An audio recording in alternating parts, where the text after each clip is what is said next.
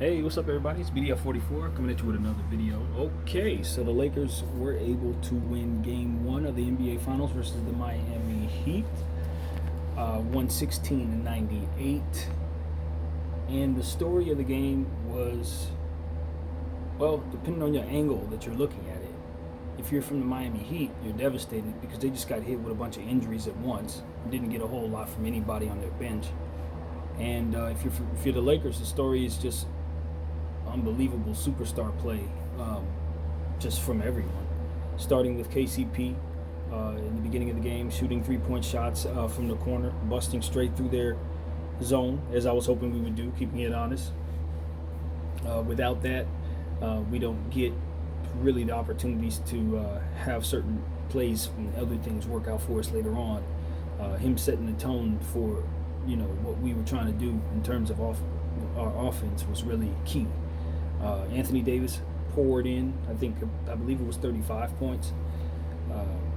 Might have been either 34 or 35 points. I think it was 34 now that I think about it. Either way, the third most points ever scored from a person debuting in the NBA Finals.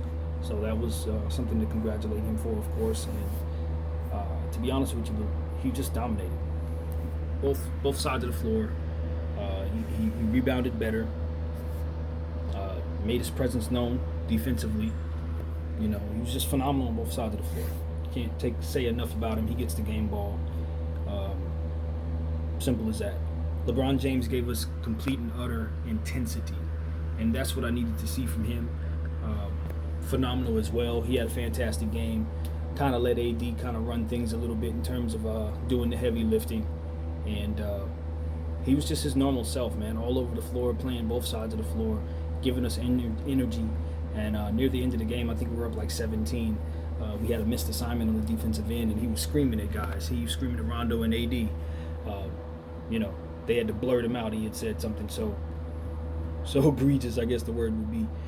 And you could just see the intensity. He was bringing it. He was letting the team know that just because we're up 17 against a team that we're obviously better than does not mean that we're not here to win a championship, and that there's a certain level of intensity that needs to go into each and every possession, a certain level of urgency and excellence that needs to be taken into account when you're playing in the NBA Finals. And I think he was setting the tone for those guys, particularly AD, to understand just exactly what it's going to take to win this thing. Because a game like tonight will make you think that this is how it's going to be throughout the rest of the series. And while it would be nice if it were, if you're a Laker fan, that's not how the playoffs work, and we know that. We need to bring it like this every night and expect for the Heat to play better. The problem now with this series has nothing to do with the Lakers, but for the Heat, the problem is the injuries. Bam Adebayo, I think they said he has a shoulder. Not really certain to what degree. He'll be hampered by that. The game is going to be a day from now, so you take a break tomorrow, and then they will turn it back around on Friday and playing at 6 o'clock. So guys get a little treatment. We'll see if they'll be able to go. Goran Dragic, another guy, I don't know exactly what happened to him, but he's had some issues down there with his health, and at this point it's not really certain what he's going to be looking like as well. Jimmy Butler turned his ankle in this game pretty badly. He played through it, but you can clearly see it was affecting him for the rest of the game. So this is just something that the Heat are going to have to pay attention to. Obviously, it's pretty devastating for them. I found myself feeling pretty bad, even though we're the Lakers and we're happy to be in a position to win. You don't want to see a team fight this hard to get this far and then to just get hit with injury after injury after injury, keeping them from really having an honest series. We saw that with Dame in the first series, and I'm hopeful that that's not what we're seeing with Miami, because it just doesn't, in the spirit of competition, you want to see your opponent at full strength, especially when you understand that they are the underdog, that on paper you are much better than them. You want to see them be able to give you all that they can. So hopefully those guys can get healthy and get back on the floor and make this thing a series. I didn't think Miami really played as good as they could have. Duncan Robinson had 4 boards and nothing else, and that's going to be something that people talk about. Where was he? I've been sitting up here screaming his praises, but I also said that he's a kind of a one-trick pony, and if he's not really shooting, I don't know what else he's going to do for you. Kind of saw a little bit of that tonight. So I'm not really certain what the story is with that. So that's one thing. But the story tonight was just they didn't get a whole lot from anyone. It wasn't just him. Guys got on the floor and just weren't able to really break through the Lakers' stifling defense. I think that's who you really give the credit to is our guys. You guys like Danny Green, even though he ran hot and cold on the offensive end, was giving us energy on the defensive end. Caruso was fantastic defensively. KCP was fantastic defensively. Once again, I want to point out Markieff Morris, who continues to do good things for us out there, hitting his shots, particularly the three-point shot, and getting involved in deflections and things of that nature. He just continues to be an unsung hero on the defensive side of the ball, and I really, really recognize what he's doing out there. Dwight Howard, same thing, same exact thing, only more so in your face. He didn't play a whole lot tonight.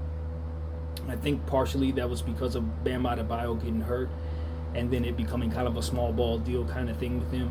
So we found ourselves kind of going smaller, I think. But, for what he was giving us out there, we were very happy. So it's just a great time to be a Laker fan, man. We're 3 wins away from an NBA championship. I couldn't be more excited and more encouraged by what I saw tonight. But I do believe the Miami Heat, even if all those guys are not able to play in Game 2, they will come back stronger. Kendrick Nunn had a very, very solid game and a spectacular fourth quarter. Kind of garbage time minutes, but he kind of solidified what I thought about him, which is if you give him solid minutes, he can hold some of your scoring load by himself.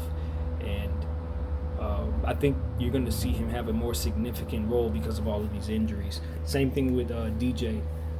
Derek Jones Jr. I think those guys are going to be seen a lot more, and I don't think that's a good thing because they are more than capable, and I just think they've been underutilized in these playoffs, being that Spoelstra has been shrinking his bench. They have a guy on their team that I didn't even realize was there by the name of Solomon Hill. Big body guy, just another one of those hard-nosed guys like Iggy and Jay Crowder. So, that's just one more guy you got to think about in regards to those hard-nosed, kind of give you 6 fouls, rough you up kind of guys. He's one of those. Wasn't really able to do much damage to us tonight, but I just didn't realize he was in the equation, to be honest. So, you live and you learn. Had no idea he was on the team. But anyway, what else I liked from my squad was just how aggressive we were on the boards. I think because we've had issues rebounding the ball, it's been important that guys just take it upon themselves as a team to box out and really do the little things to ensure that we have the rebounding advantage, and we definitely won on the boards tonight. Now, partially, of course, because of the injury issues that they have. You remove Bam from their team, and you pretty much take away their best opportunity at boards. So, I look at this game and I say, okay, we were blowing them out before they started getting injured. But the injuries, I think, kind of shell-shocked the rest of their team, and their role players just didn't have a whole lot because of it.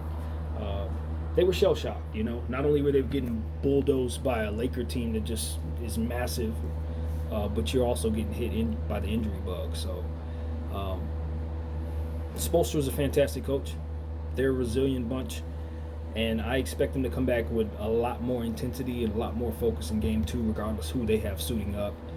Kelly Olynyk, if Bam's not gonna be down there, it's gonna be a lot more Kelly Olynyk.